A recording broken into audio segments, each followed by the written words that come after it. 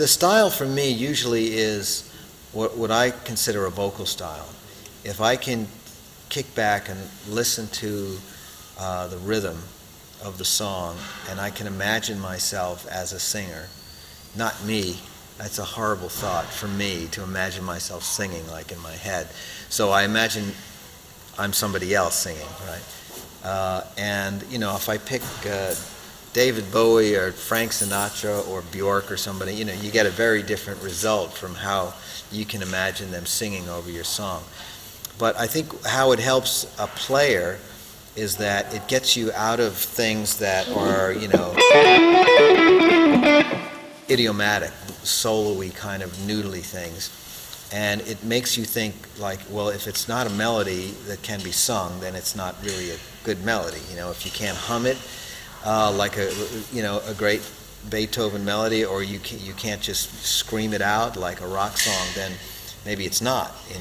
So I kind of edit myself that way, and as I build the track, starting with the drums and bass and keyboards and rhythm guitars, I'm actually, during that process of laying all those instruments down, I'm doing the writing in my head, and I'm humming along and I'm thinking, and then I wait till the last possible moment to pick up the guitar to play the melody.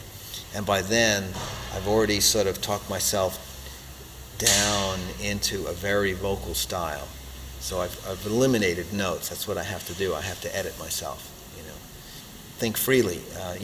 When you have the power of words, you could write a song about fire, and you could hold off saying it, and then at the right moment you could say the word fire, and you could say it almost with any timing, and your audience would understand right away. And the artistry, and it would be how you poetically release that word, so everybody knows, he's singing this song about fire.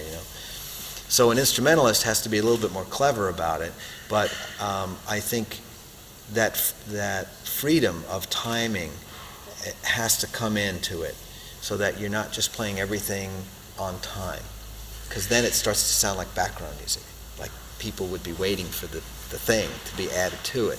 So that's another reason why I don't like to sit there and play melodies over and over again.